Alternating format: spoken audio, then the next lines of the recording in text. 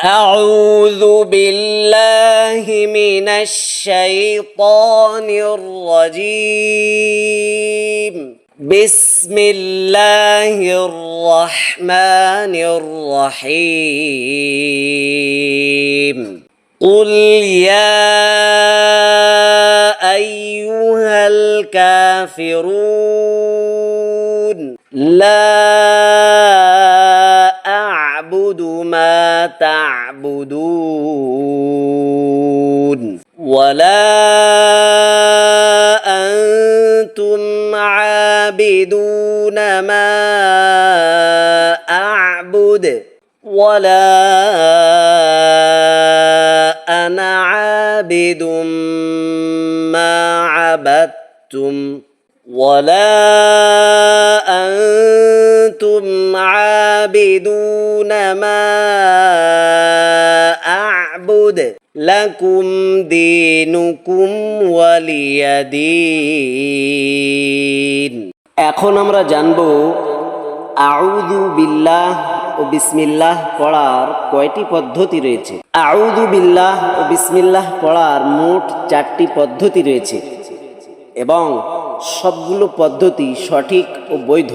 প্রথম পদ্ধতিতে কিভাবে পড়তে হয় এর উত্তরে আমরা বলবো, প্রথম পদ্ধতিতে আউযু বিল্লাহ, বিসমিল্লাহ এবং সূরার প্রথম আয়াত আলাদা আলাদা করে পড়তে হয়। যেমন আউযু বিল্লাহি মিনাশ শাইতানির রাজীম বিসমিল্লাহির রহমানির রহিম আলহামদুলিল্লাহি রাব্বিল আলামিন।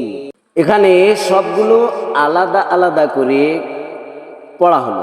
এরপর আউযু বিল্লাহ আলাদা করে পড়ে এবং বিসমিল্লাহ ও সূরার প্রথম আয়াত একসাথে পড়তে হয়।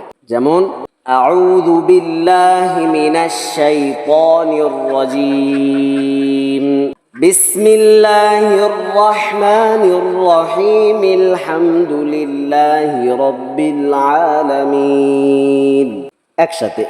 এরপর আউযু বিল্লাহ ও বিসমিল্লাহ একসাথে পড়া এবং সূরার প্রথম আয়াত আলাদা করে পড়তে হয়। যেমন আউযু বিল্লাহি মিনাশ শাইতানির রাজীম বিসমিল্লাহির রহমানির রহিম আলহামদুলিল্লাহি রাব্বিল আলামিন।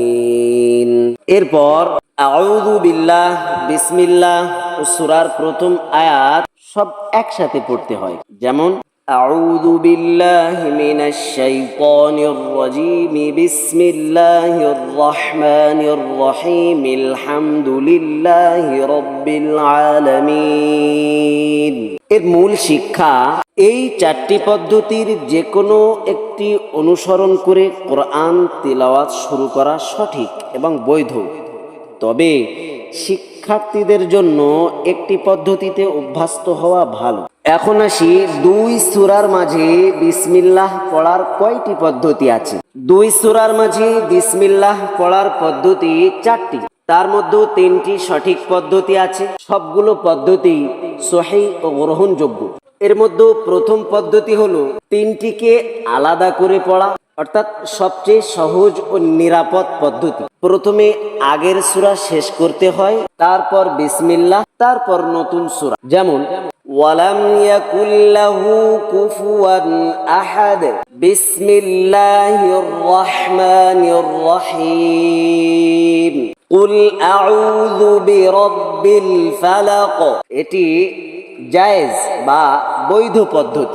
এরপর দ্বিতীয় পদ্ধতি হলো আগের সূরা শেষ করে ওয়াকফ করা, তারপর বিসমিল্লাহ ও নতুন সূরা একসাথে পড়া। যেমন ওয়ালাম ইয়াকুল্লাহু কুফুয়ান আহাদ বিসমিল্লাহির রহমানির রহিম কুল আউযু বিরাব্বিল ফালাক।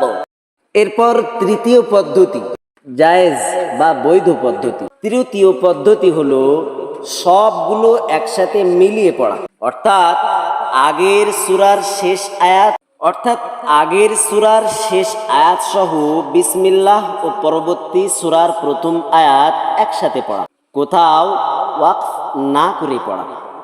যেমন ওয়ালাম ইয়াকুল্লাহু কুফুয়ান আহাদুন বিসমিল্লাহির রহমানির রহিম কুল আউযু বিরাব্বিল ফালাক। তিনটি একসাথে পড়া জায়েজ বা বৈধ পদ্ধতি। এরপর চতুর্থ পদ্ধতি হলো আগের সূরার শেষ আয়াতের সাথে বিসমিল্লাহ পড়ে পরবর্তী সূরার প্রথম আয়াতকে আলাদা করে পড়া। যেমন ওয়ালাম ইয়াকুল্লাহু কুফুয়ান আহাদুন বিসমিল্লাহির রহমানির রহিম কুল আউযু বিরাব্বিল ফালাক। এটি নাজায়েজ বা অবৈধ পদ্ধতি। এর চতুর্থ পদ্ধতিটি কেন নিষিদ্ধ? কারণ এতে মনে হতে পারে বিসমিল্লাহ আগের সূরার অংশ, যা কোরআনের অর্থ ও বার্তায় ভুল বোঝার কারণ হতে পারে।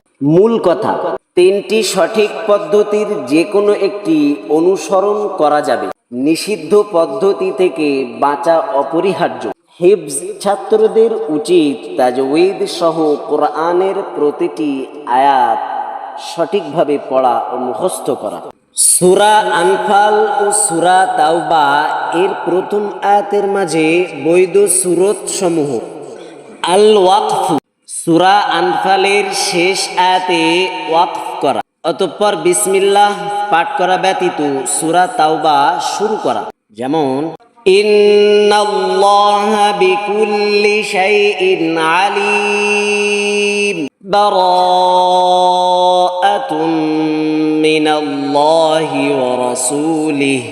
প্রথম সূরাত হলো আল ওয়াকফ, অর্থাৎ ওয়াকফ করে পড়া, দম ছেড়ে পড়া, শ্বাস ছেড়ে দিয়ে আলাদা আলাদা করে পড়া। এরপর আস-সাকতু, সূরা আনফালের শেষ আয়াত ও সূরা তাওবার প্রথম আয়াতের মাঝে সাক্ত করা, অর্থাৎ শ্বাস জারি, আওয়াজ বন্ধ।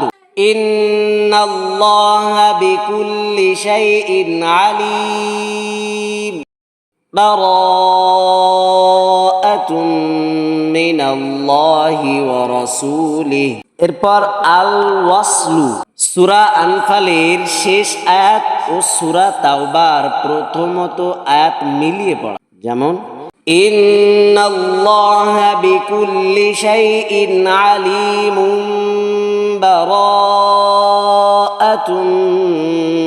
মিনাল্লাহি ওয়া রাসূলিহি। তাহলে সূরা আনফাল ও সূরা তাওবার প্রথম আয়াতের মাঝে বৈধ সূরাত হলো এক আল ওয়াকফু, অর্থাৎ কাটা কাটা পড়া।